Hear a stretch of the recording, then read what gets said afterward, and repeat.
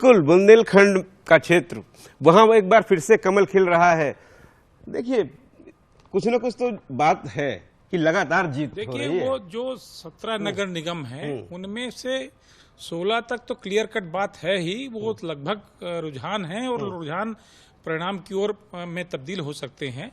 और झांसी की जीत तो अपने आप में कोई बहुत अप्रत्याशित ब्रेकिंग आ गई है। बड़ी खबर आ रही है प्रयागराज से। बीजेपी मेयर प्रत्याशी गणेश केसरवानी निकटतम प्रतिद्वंदी से 24,000 मतों से आगे निकले। प्रयागराज से नगर निकाय की एक बड़ी खबर आपको बता रहे हैं। बीजेपी के गणेश केसरवानी को 45,881 वोट मिले। सपा के अजय श्रीवास्तव को 21,003 वोट मिले हैं। बीजेपी के गणेश केसरवानी आगे चल रहे हैं।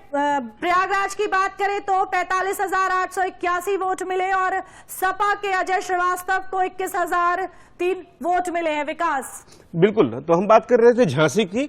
झांसी में बुंदेलखंड में जिस तरीके से काम किया, हमने देखा पूर्व की सरकारों में बुंदेलखंड काफी ज्यादा नाम हुआ, चर्चा में आया।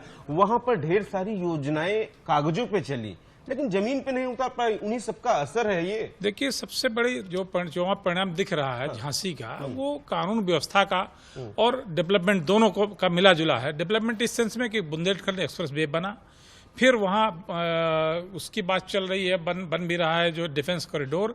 और इधर जो हाल ही में कानून व्यवस्था मजबूत हुई, झांसी में कुछ लोग बहुत गुंडागर्दी कर रहे थे, उनमें से कुछ को जेल में डाला गया और कुछ लोग बहुत अपने विनम्र होकर के और बहुत ही झुक कर काम करने लगे, गुंडागर्दी छोड़ी।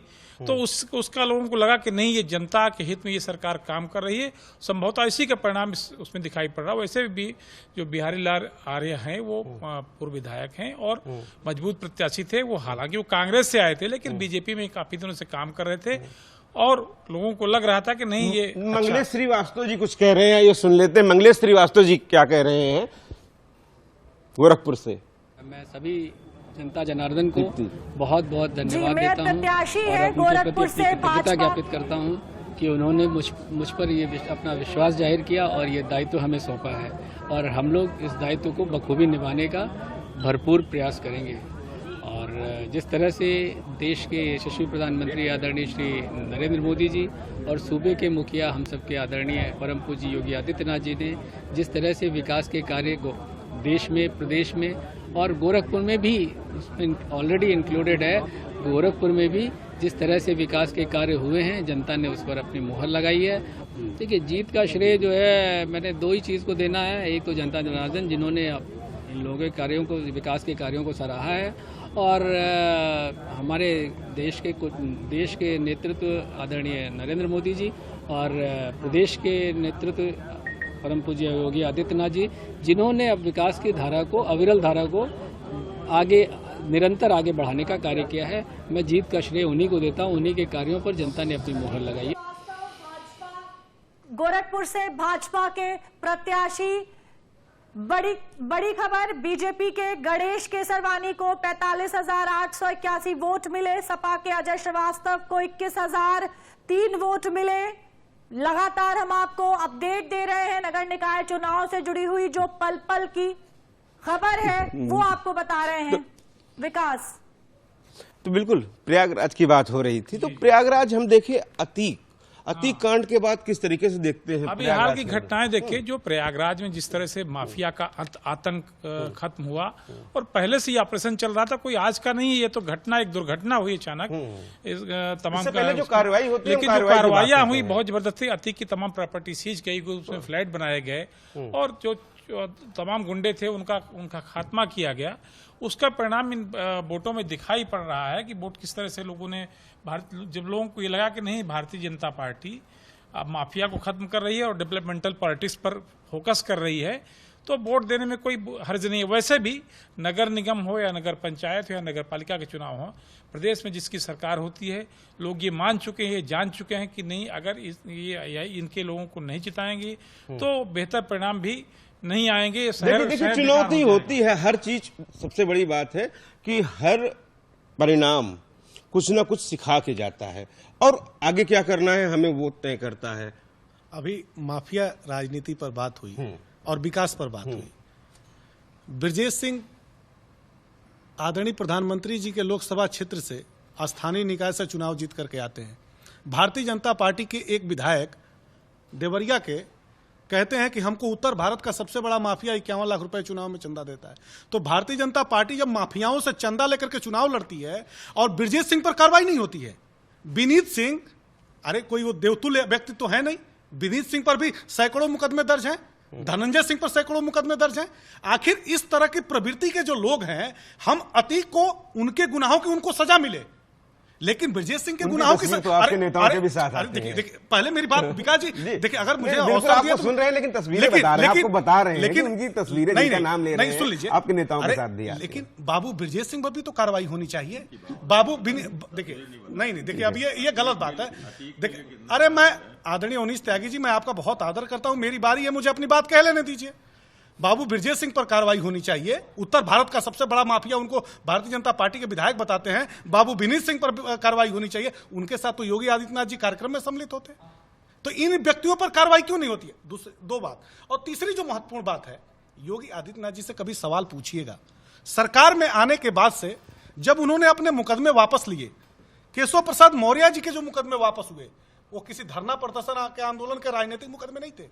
307 के मुकदमे दर्ज थे, बलबा के मुकदमे उनके ऊपर दर्ज थे। अगर वो मुकदमे वापस नहीं हुए होते तो जो 61 माफियाओं की ये महानुभाव ने। विकास, आपको यहाँ पर रोकूंगी। मनीष जी, आगरा मेयर चुनाव में बीएसपी प्रत्याशी लता वाल्मीकि करीब 20,000 वोटों से आगे चल रही हैं। आगरा की अपडेट दे रहे हैं आपको। आगरा से एक बड़ी खबर, लता वाल्मीकि को अब तक 62,743 वोट मिले, जबकि दूसरे नंबर पर बीजेपी की हेमलता दिवाकर हैं। आगरा से आपको अपडेट दे रहे हैं कि प्रत्याशी कौन से इस समय आगे चल रहे हैं। आगरा में बीजेपी प्रत्याशी को अब तक 42,998 वोट मिले हैं। देखिए विकास, किस तरह आगरा में जो रुझान है वो लगातार बदलते हुए नजर आ रहे हैं। बिल्कुल, देखिए रुझान है, अभी परिणाम आएंगे, लेकिन आपकी जो लड़ाई की बात हो रही है, आप अपनी लड़ाई की बात कीजिए। हर चुनाव को गंभीरता से लीजिए।